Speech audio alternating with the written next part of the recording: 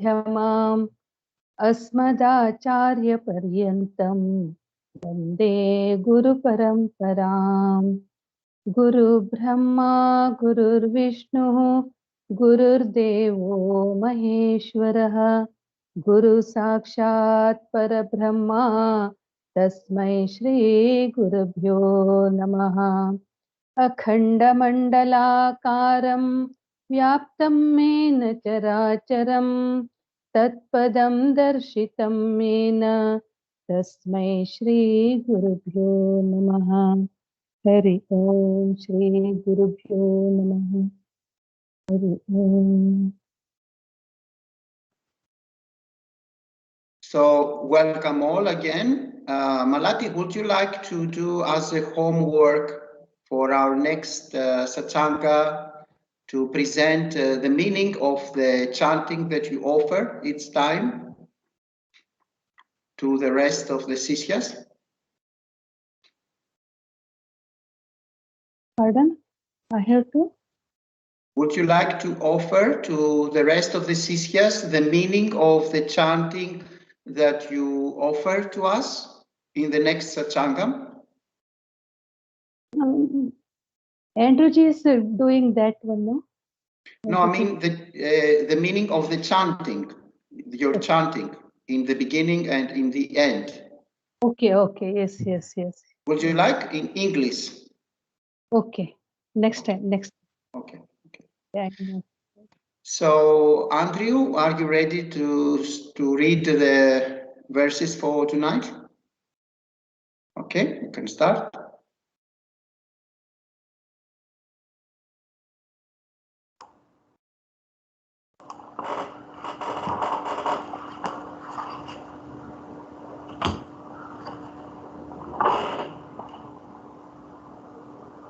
Arjuna, the prominent among men, the person whom these sukha and dukkha do not affect, who is the same in pleasure and pain, and who is discriminative, is indeed fit for gaining liberation. For the unreal, mithya, there is never any being. For the real, there is never any non-being. The ultimate truth of both, the real and the unreal, is seen by the knowers of the truth. Know that, by which this entire world is pervaded, to be indeed indestructible. No one can bring about the destruction of that which does not change.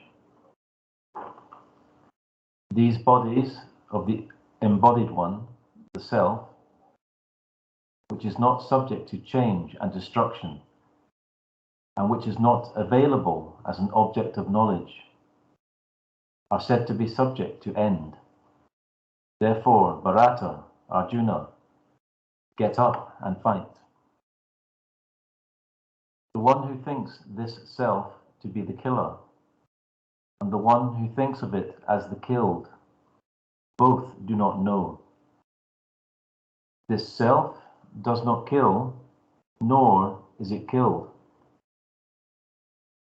This self is never born, nor does it die.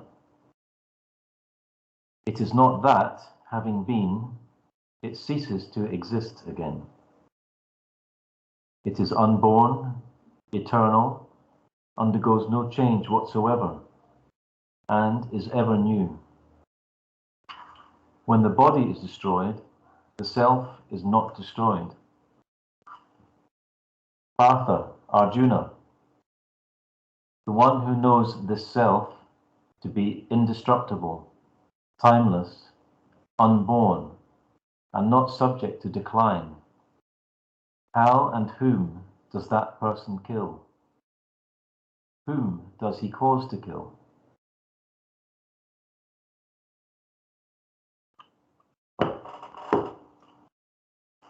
All right, thank you. So, the basic message in most of the Sanatana Dharma scriptures is this Atma Anatma Viveka, the discrimination between what is real and what is unreal.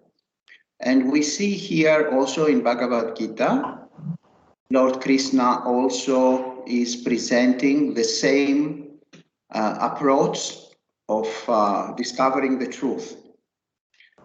So we see appearances appearing as real, but we call them anatma, not atma. And we see also the background or the substratum where all the appearances appearing and disappearing, which is of course Brahman or Atma or the self. So Arjuna have to remember this and should fight without worrying about the killing of the physical bodies, because in reality all this is only an appearance, all this is only a dream, as it is said in Astavakra Gita, from Astavakra to Janaka. Look, all this Jagat, all this universe and all these apparent beings as a lasting dream, so lasting 3 to 5 days.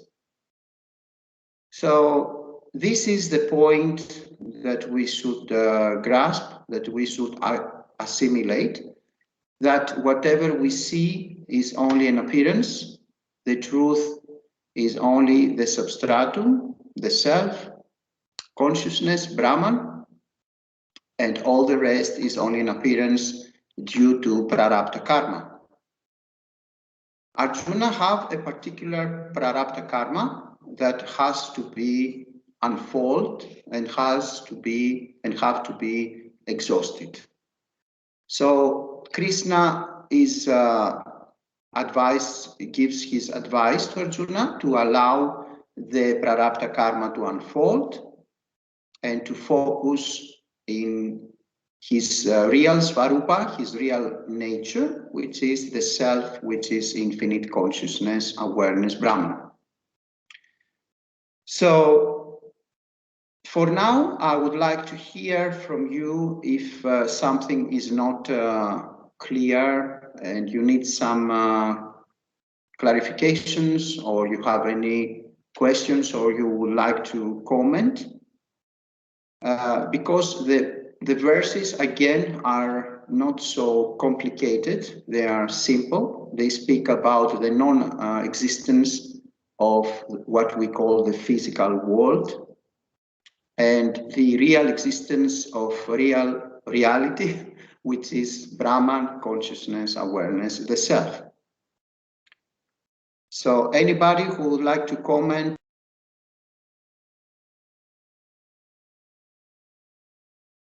Yes, please. Namaste. Namaste. Arjuna is so lucky that he got Krishna to advise him on the right time to the right action. But everybody will not have such a opportunity or such a great person to guide them. So what should they do in the dilemma to what to do or not to do?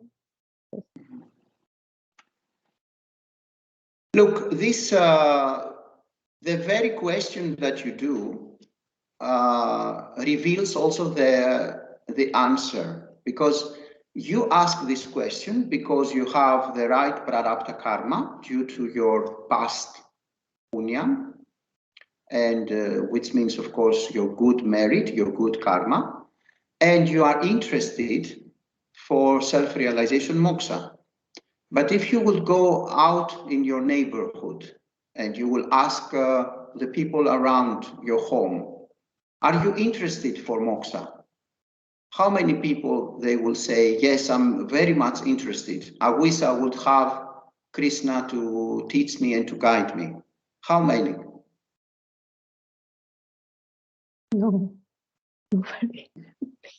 See, the very question that you do, it shows your punya, it shows your spiritual maturity, from the previous dream lifetimes. So according to the punyam that each and every Jivatma has, appearing the right teacher, the right guru for him or her.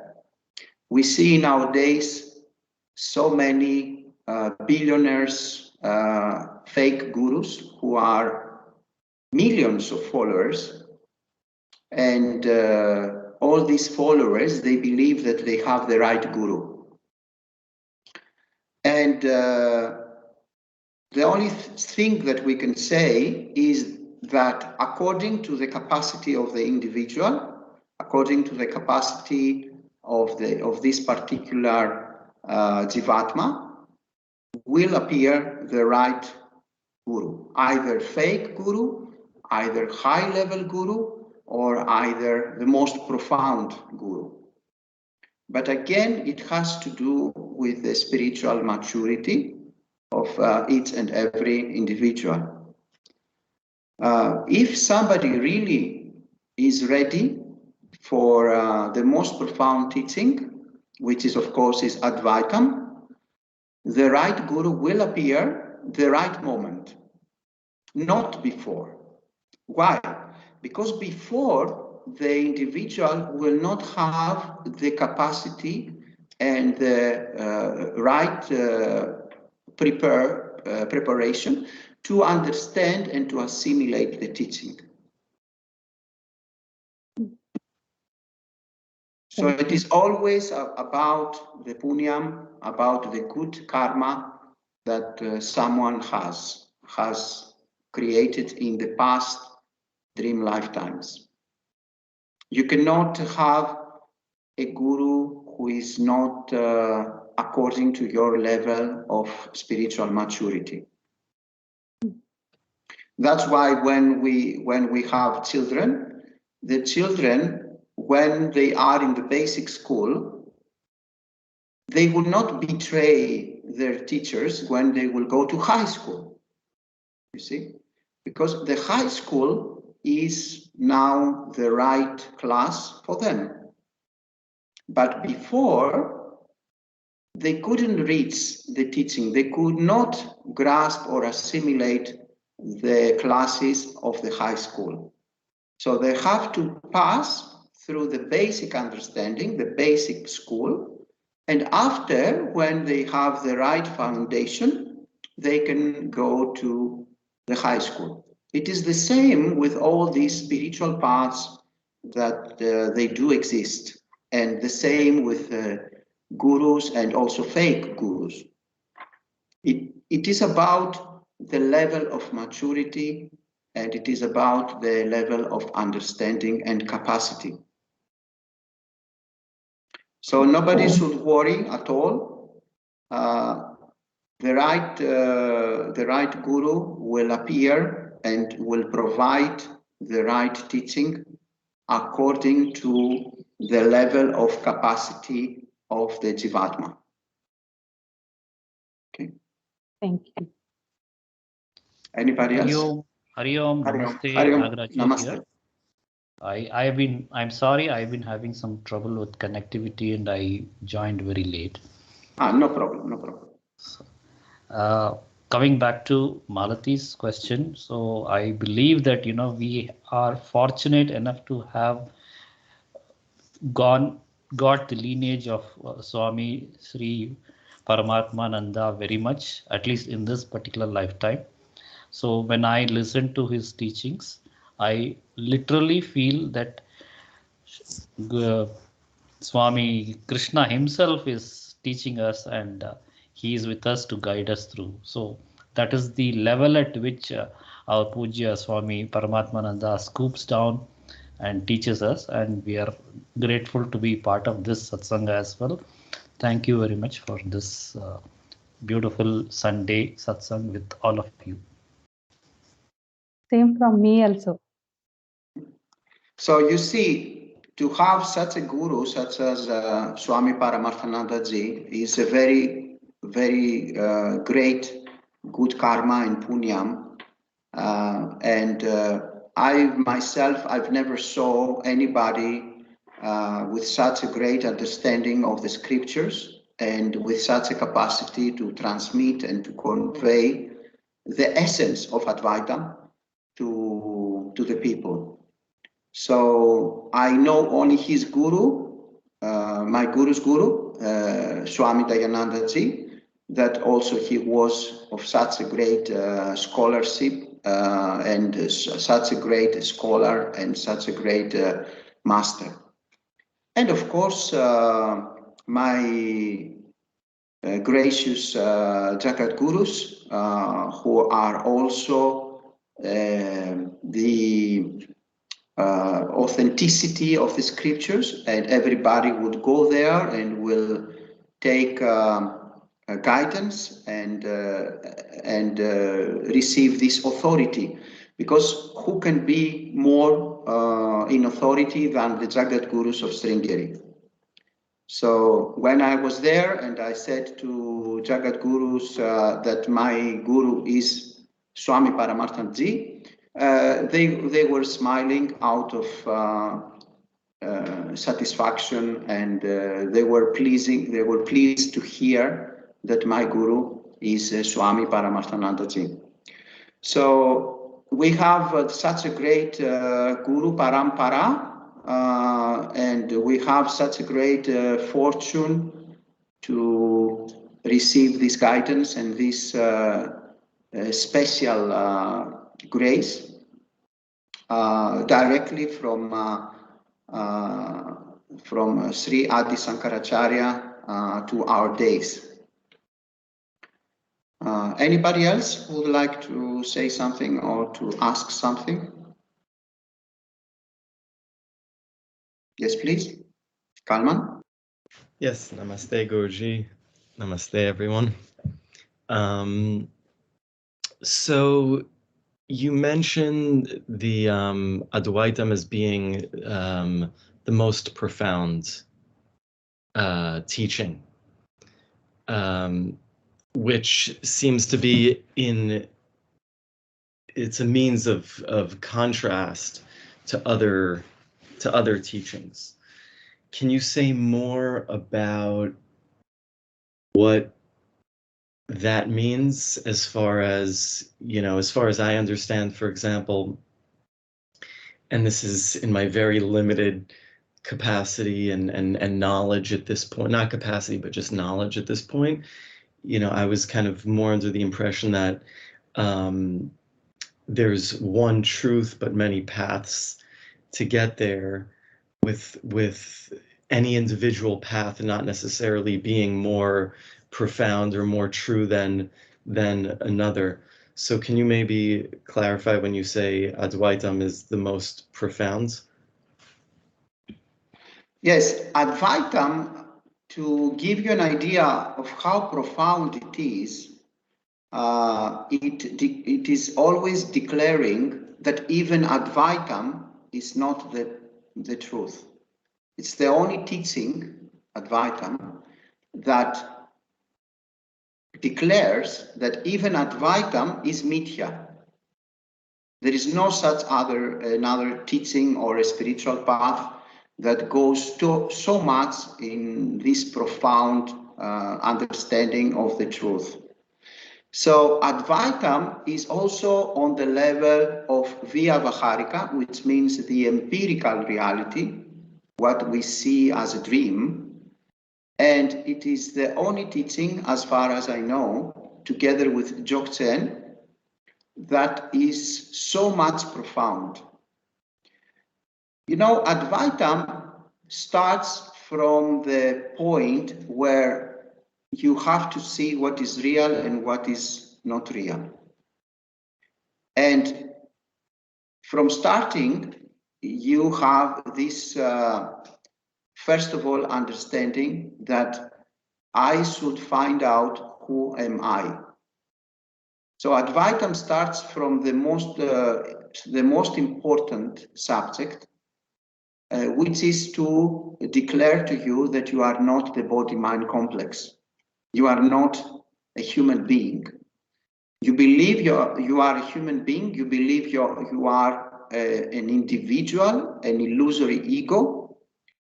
and comes Advaitam, and from the first second will give you a shock and will say, you do not exist as a human being, you do not exist as an individual, as an illusory ego, as a person, as a body-mind complex, and your real nature, your real self is infinite, personal, impersonal consciousness, awareness, Brahman.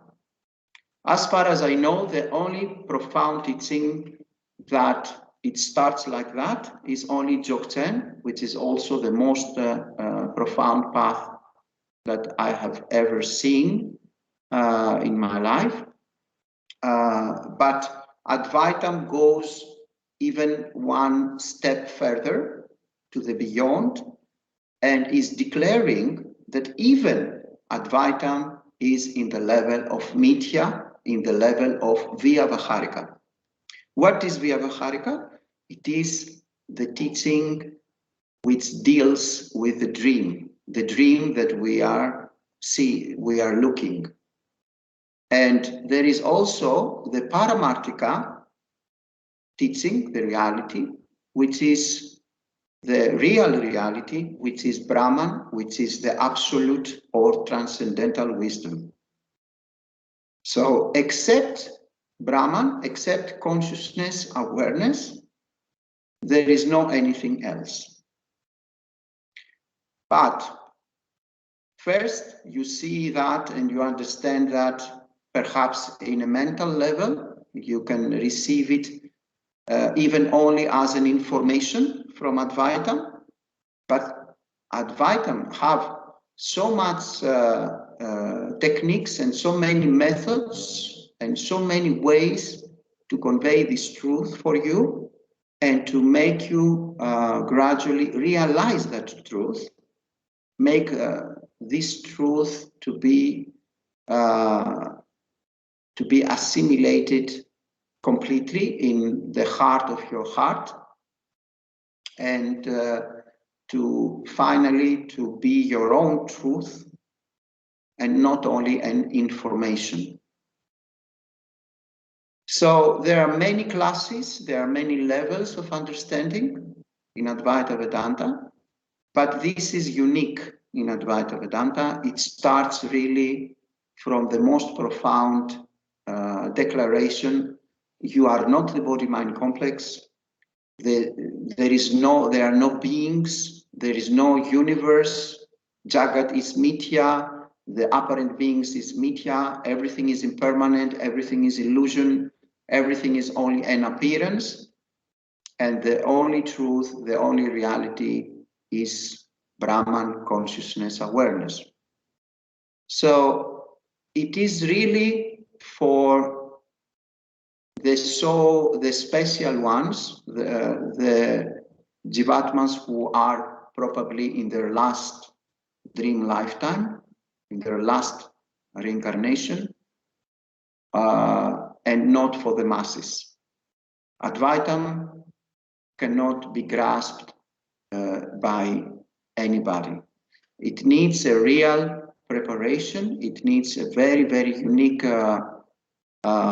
karma, punya karma, very good karma, to enter, even to meet a guru or these teachings.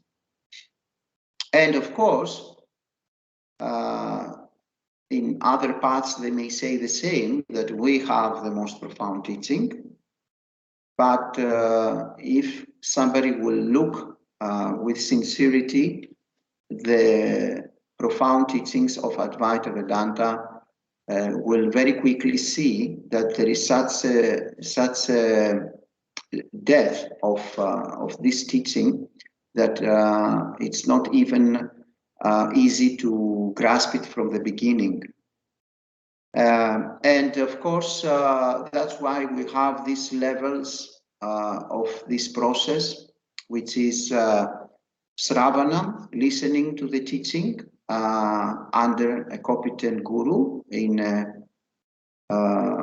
true lineage, Guru Parampara.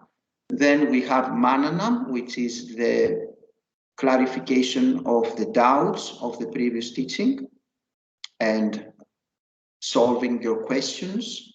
And then finally, we have the Nididhyasanam or Vedantic meditation, where you can assimilate this profound teaching. So this teaching goes straight away in your true nature, your true self. It is about self-knowledge. It is not about preparation. In Advaita, we suppose that you have already did Chitta Shuddhi, purification of the mind. We suppose that you did all for many, many millions of lifetimes. You did enough puja, you did enough Vedic rituals, you did enough meditation, you may did enough japamala, karma yoga, upasana, and now you are ready to go to the transcendental, to the beyond. And that's why you can see that the people who are following Advaitam are not so many. There may be not more than 5 Jivatmas, 5 individuals in every country, not more. Maybe in India, there may be 1,000, but not more, who are really understanding this teaching.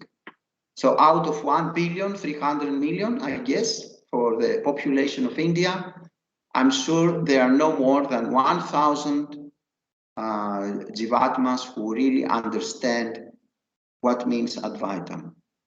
They may believe they understand, but if you ask them and if you let them speak to you about their understanding, the only thing that you will hear will be Dvaitam. They will speak about the Vedic rituals they do. They will speak about the Japamala they do with the mantra. They will speak about their pujas. They will speak about Bhagavad Gita. But if you will start asking them, what about Astavakra Gita? What about Ribu Gita? What about Avaduta Gita? Or even Prakarana Granthas like Viveka Chudamani or Tattva Bodha or Atma Bodha, they have no idea. They have no idea. And even if they heard these names, these works or these treatises of Adi Shankaracharya, they don't know the meaning and they don't know the essence. So it is really very, very profound teaching. And it needs a lot of dedication.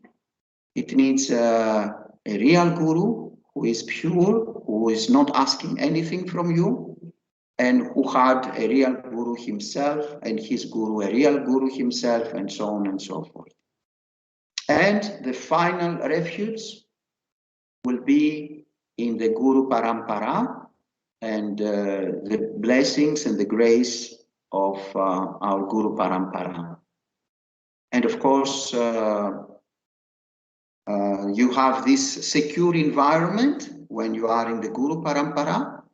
If the Guru will leave the physical body, you can discover another Guru in the same Guru Parampara and go further and further to your understanding, into your understanding.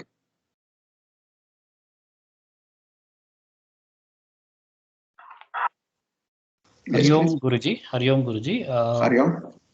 If I can suggest a small advice for this particular group, as you are already aware that the Hinduism is broadly classified into 3 sectors: the Shaivism, the Vaishnavism, and the Shaktism, and all the 3 branches start from the grosser level to the ultimate infinity level, which is the Advaitam.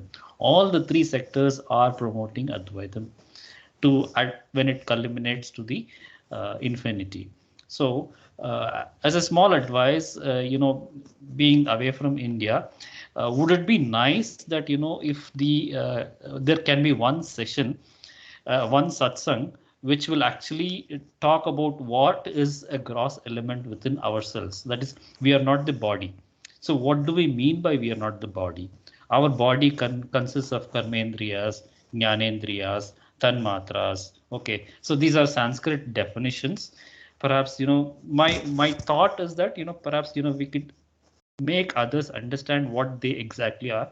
How is the prana within these body elements, and what is prana connected to the cosmic consciousness, and how we traverse from the how the prana connects to the cosmic consciousness. If that can be explained to the rest of the group, they would understand what exactly is Advaitam, and how the whole system traverses from the duality to the non-duality and then culminates to the infinite consciousness. So I don't know if, I'm sorry, I'm not the guru, but I thought I could just give a suggestion. If that is fine with you, perhaps you can take this. Hari Om. Hari Om. Yes, it is very nice your notion, but we did already the Tattva Bodha, where we have been dealing with this subject.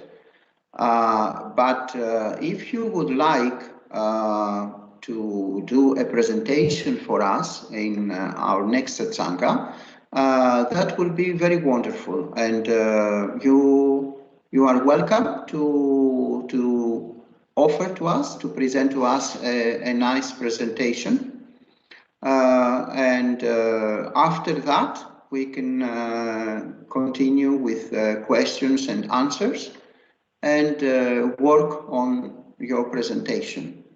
So would you like to do that? Yeah, fair enough.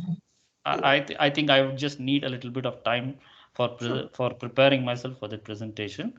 So sure. I will connect with you directly, and we'll fix a date when I can do that presentation. Yes, very nice, very nice. You are most welcome. Hari Om. Hari Om. Yes, Malati? This is really a silly question in dualism.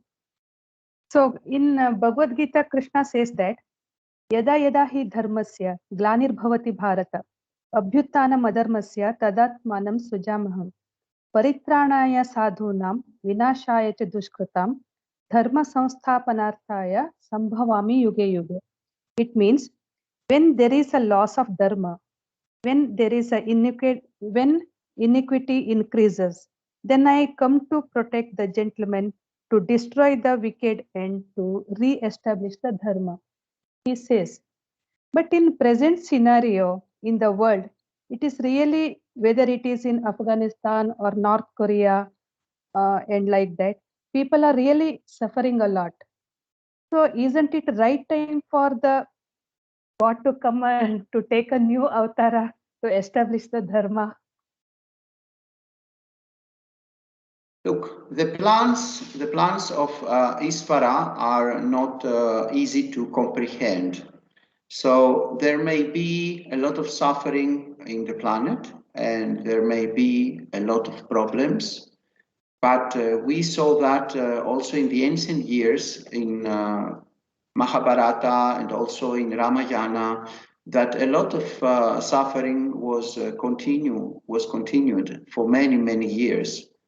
But at the mature time, the avatara did appear. So for sure, avatars will continue to appear and to propagate the right teaching and the Dharma. And we can see, of course, that in our days, the Dharma is not in a good stand. And instead of Dharma, we see only injustice. We see the ruling of global elite in the planet, and we don't see really justice. But we have to consider that all this in the humanity is a kind of karma, because if in the planet, if in the society still exists so much sin and so much injustice, what you expect if people are still involved in pedophilia, for example, or people are still so much sinful in many cases, or people are interested for wealth and karma and artha, and nobody is interested for dharma, nobody is interested for moksha, then this is a kind of punishment for humanity, because humanity, we can see, is in a very low level. So we are in this Kali Yuga, where there is a lot of sin, a lot of things against Dharma. But sooner or later, there will be a change. And of course, we all hope for that. But you know, there has to be a lot of suffering for the humanity to awake. You know, it is a kind of awakening process. When somebody, for example, is having everything all right in all sectors of his life, let's say his career or her career is wonderful, the family sector is wonderful, the health sector is wonderful, the social sector is wonderful, then this person does not care for awakening. It's a kind of drunk. He or she becomes drunk and just enjoy his or her life. But what about when a person have a lot of suffering, a lot of problems, and he have to deal with a very big disaster? Then suddenly there is an awakening process, correct? So this is what we see now in the planet. We see so much suffering, but with sooner or later, this suffering will lead to the total awakening of the planet. Because the suffering will increase more and more, and the problems will be more and more. So there is no other solution than for humanity to awake. And of course, what we do in our lives, as an example, also plays a very big role. Because wherever we live, we can spread the light. And wherever there is darkness, if you open up a match, if you just open a candle, what happens with the darkness? It disappears. So in your neighborhood, in your city, in your country, you do whatever you can, and by that you create the right example for your fellow citizens who are living in your particular area. So sorry for that.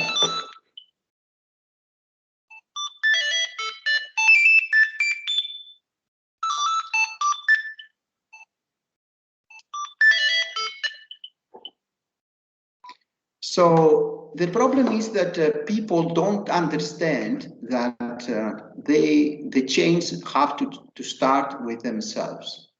So what are you doing for the society, for your country, for the Dharma? Are you the greatest example of Dharma? Are you leading a life according to Dharma? How is your activity with your family members? How is your actions in your job? Do you promote the teachings? Do you promote love? Do you offer love everywhere? So we have, first of all, to be the right example. And also we have to gain strength with a spiritual lifestyle. Doing spiritual practice, study the scriptures, following a nice guru, following the Guru Parampara, and become the best example. And about the planet and about the society, it is not really our business, you know. For example, many times they were going to Ramana Maharishi and they were asking him, and how we can solve the problems of others, the problems in the planet. And Ramana Maharishi used to say one only phrase, 2 words, 3 words: there are no others. So in reality, there are no others, there is only consciousness, And if we focus on that, everything will be great. Because in reality, there are no others. Everything is mithya, Jagan mithya. And consciousness is the only refuge. When somebody is in the deep sleep without dreams, there are no wars, there is no society, there is no planet, there is no injustice, there are no others, there is no universe, but something is there. And this something is our true nature, this Satchitananda or Turiyam. And that Turiyam is the only reality, the only truth. Okay. So, yes, Kalma? Yes, thank you for that, for the original answer and the follow-up. When you said that Advaitam kind of sees, if I understood correctly, kind of like questions itself, and that speaks to the profundity of it. If I was understanding correctly, in the sense that even this right now is Dvaitam. Even this right now has dualistic, is dualistic. So is that what you meant by kind of Advaitam questioning itself, that even this interaction about Advaita is Dvaita? Yes, all this teaching is also mithya, is impermanent, and it is on the level of Vyavaharika, the dream appearances. Because in reality, you are nitya mukta, you are eternally free, you are eternally self-realized and enlightened. And you are the only one, enlightened one, which is consciousness, Brahman awareness. There is nobody who came in bondage and nobody who went to moksha, self-realization. Why? Because in the first place, there is nobody. So who would be in bondage and who would gain moksha? If in the first place, there are no beings. But the problem is that you don't see that. And since somebody don't see that and cannot comprehend that, cannot swallow that, there is this need of a path, of a guru parampara, of a guru, of spiritual practices, of citta suddhi, purification of the mind, and so on and so forth. Sastram study, leading a spiritual lifestyle, living with Dharma, all are these helpful to prepare you enough to arrive in this recognition and conviction that nothing ever happened, nothing will ever happen, and what there is only this infinity, this Brahman consciousness awareness. But again, if you cannot see that, you need all these, what the scriptures are prescribing, until you will become ready, of course, for this truth.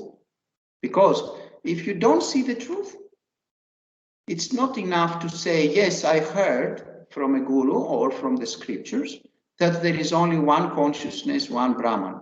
I heard about that. But the point is not to have that only as an information, as a data. The point is to see that and to become your own truth, your own understanding, and your own assimilation. And until this mature stage, all the prescription of the Vedas and of Sanatana Dharma is helpful. But yes, Advaitam declares that Advaitam is also mithya. Advaitam is the only path that says for itself that I am also an illusion. I'm also in the level of the dream. And that is the uniqueness of Advaitam. It's the only path that deletes itself. Of course, it deletes itself for the mature one. If you are not mature yet, Advaitam is the final path to transcendental wisdom and absolute truth. There is no other path such as Advaitam, which can lead you in the final recognition and conviction of your own Svarupa as Brahman, as Satchitananda, of the nature of Satchitananda. Okay.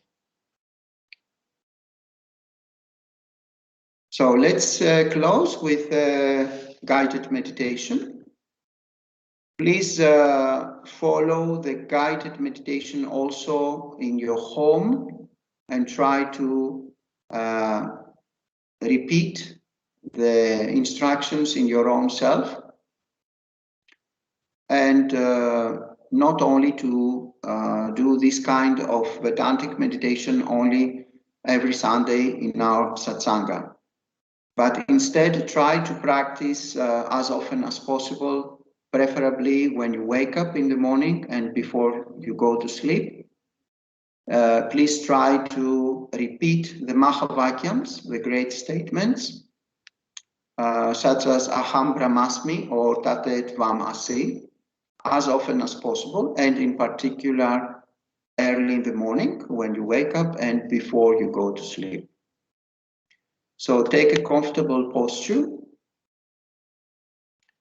Close your eyes such as you want to go to sleep without tension in your eyelids.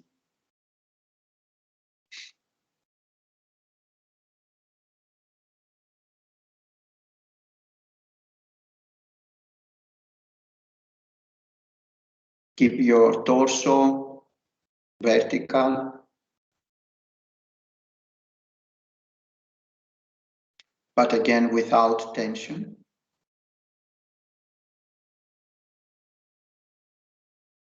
It is very important the spine to be vertical with the ground.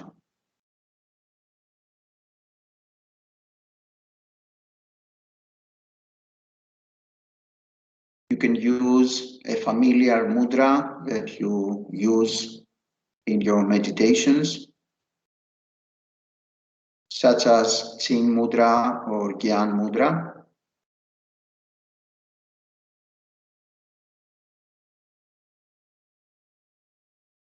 Become aware of the entire physical body,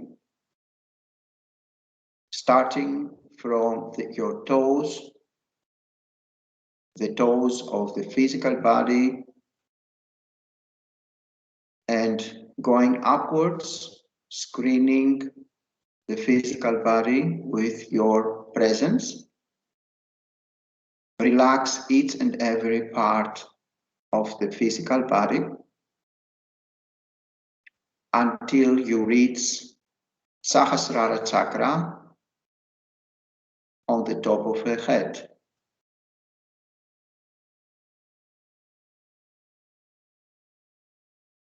You may use a white liquid light, visualizing that with this light you relax completely each and every part of the physical body.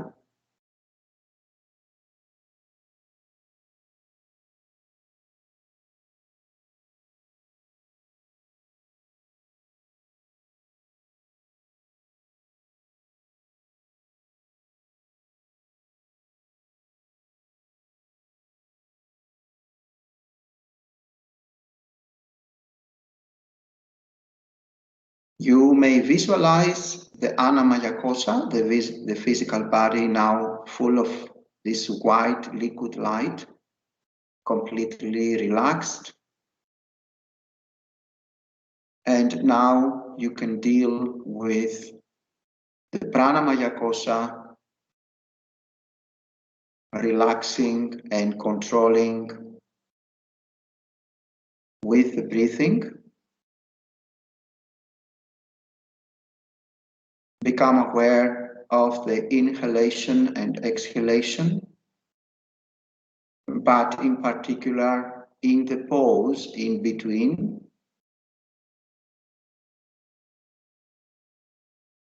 So become aware mostly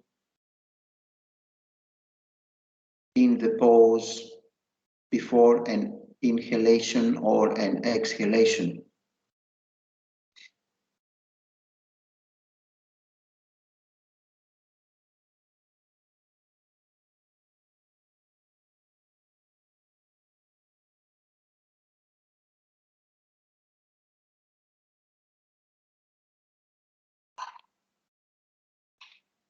Very, very slowly, become aware now of the Mana Maya Kosa, the mind body.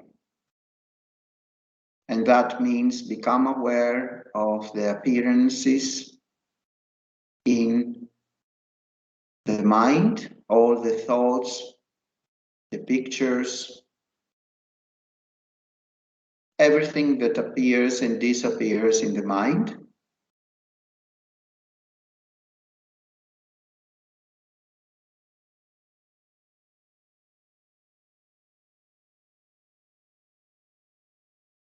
Become aware mostly of the pause or the space in between one thought and another.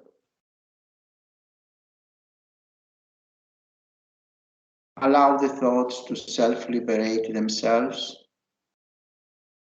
Do not give them any importance or continuity. Just see when they appear and disappear, but do not become attached to them.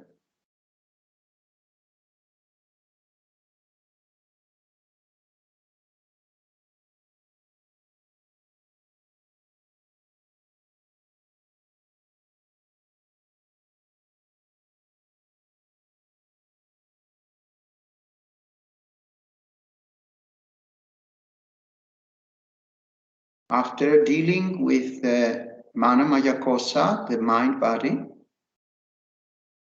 you can deal with Vijnana Maya Kosa, the intelligent body. One way is to focus and to put your intention for moksha, seeing the truth of your real self, real nature.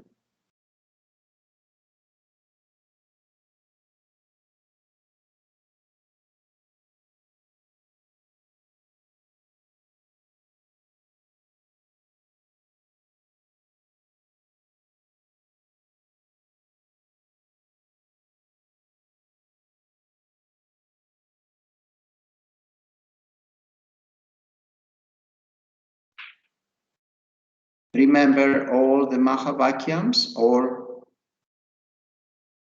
the most important, such as Aham Brahmasmi, Tat Tvam Asi.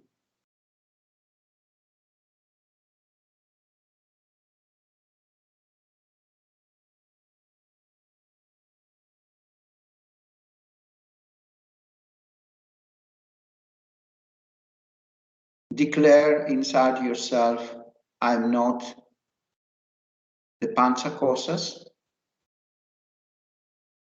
I'm not my thoughts, I'm not the emotions, the physical body, the energy body,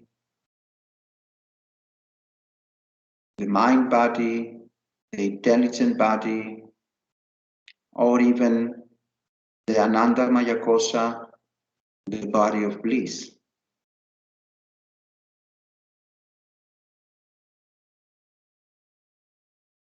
All these are only mechanisms, all these are appearances in me, consciousness, awareness, Brahman.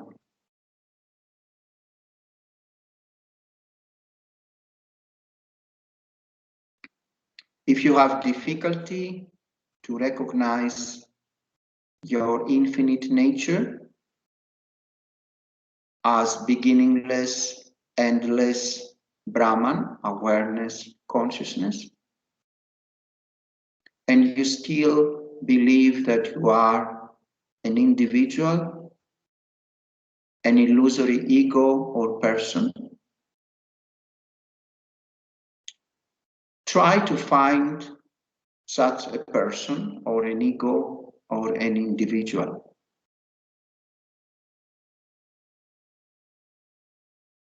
It is like looking inside yourself, trying to discover the so-called individual, person, or ego.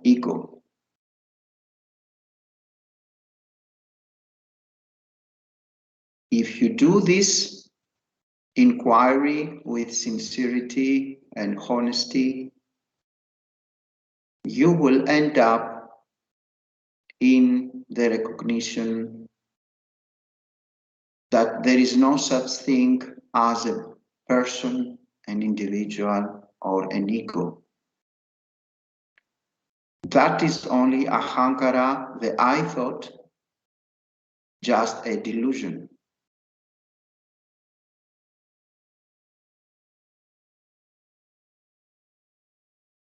Look inside yourself and see that there is a space-like field where everything appears and disappears.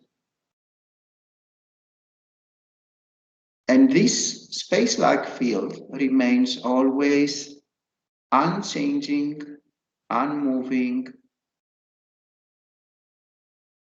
always the same.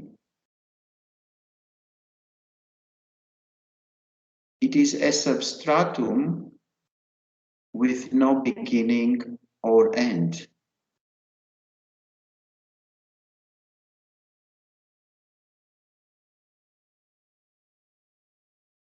Become aware of this Satchitananda, this witnessing consciousness.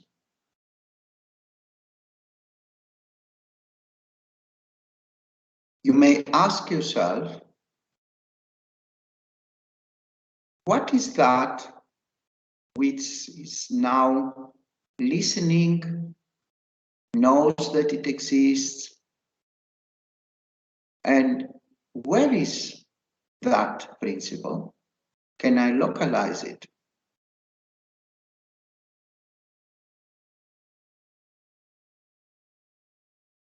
Indeed, there is something here which knows this particular current experience.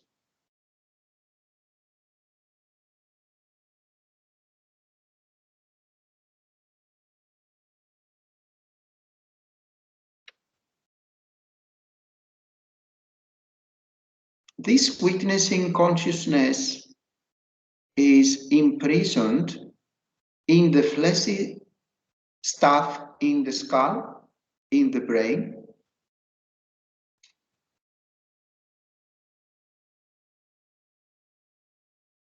Can it really imprisoned?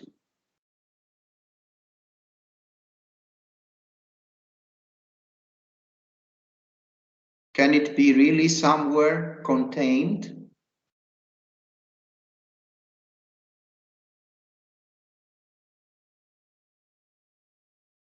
This witnessing consciousness, which is here and now, does it change? Is it a human being? Is it a female or a male?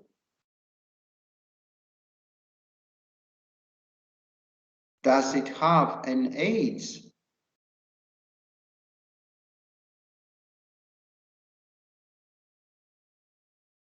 Did it have ever a birth? A beginning point, a starting point?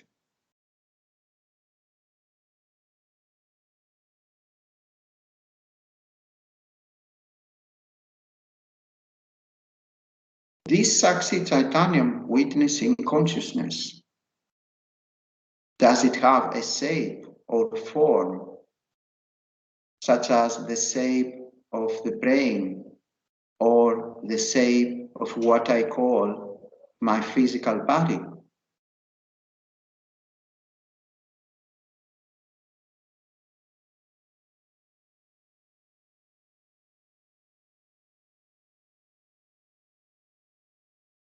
This Satchitananda or Turiyam, this witnessing consciousness or substratum,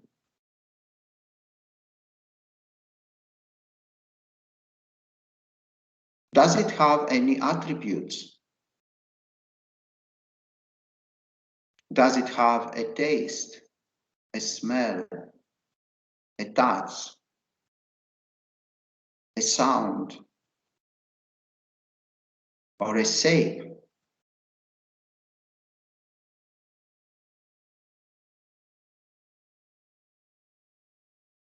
Do not try to give mental answers to these questions. Instead, look deeply in your own self.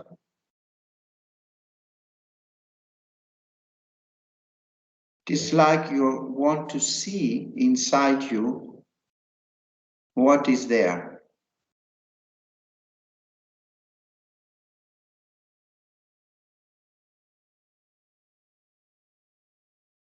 If you don't think, indeed, nothing is there.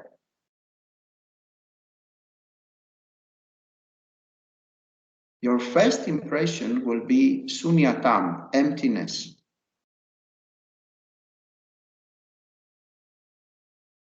You look inside what you call my mind or my physical body,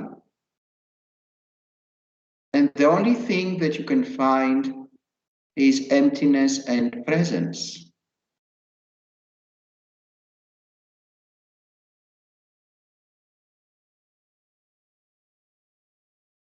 But do the leap and go beyond and ask yourself, what is aware of this emptiness, sunyatam?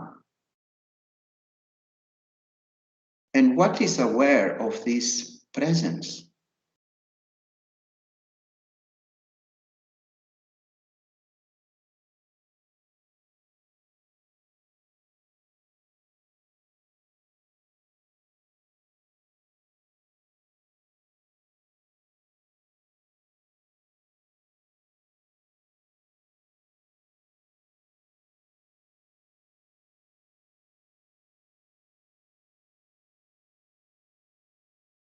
Aham brahmasmi, aham brahmasmi, aham brahmasmi.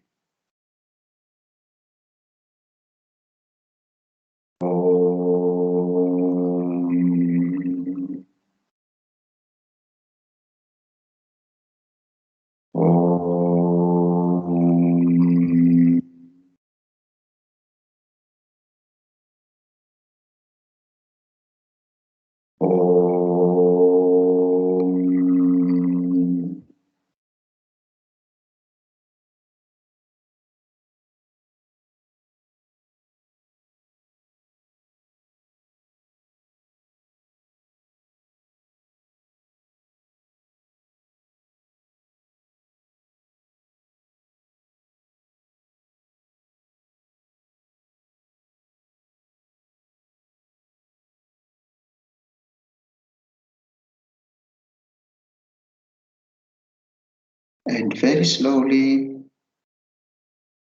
while you keep your eyes closed, start moving the physical body consciously with small movements. Move the torso, your hands, your fingers, but with conscious manner.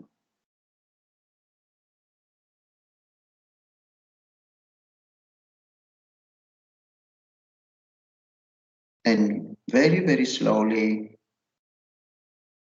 take a deep inhalation. Hold as much as it is comfortable. And exhale slowly through your nostrils. And after you did that 2 more times, total 3, open your eyes, stay unmovable, and become aware of this Turiyam witnessing consciousness, Satchitananda, for the next 1-2 minutes.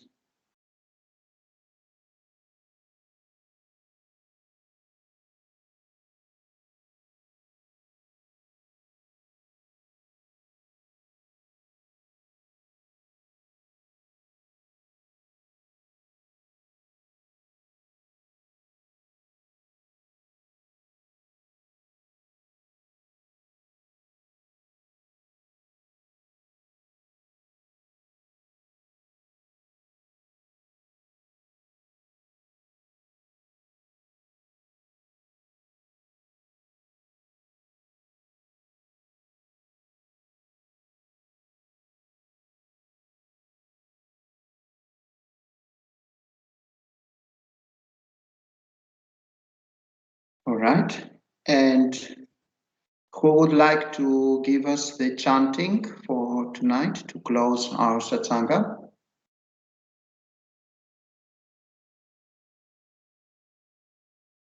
Malati?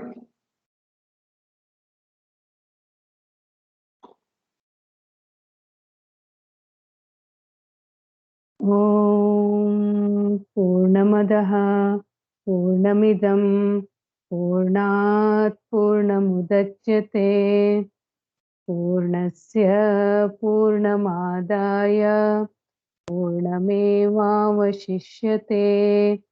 ॐ शान्ति शान्ति शान्तिः हरि ओम श्री गुरुभ्यो नमः Hari Om thank you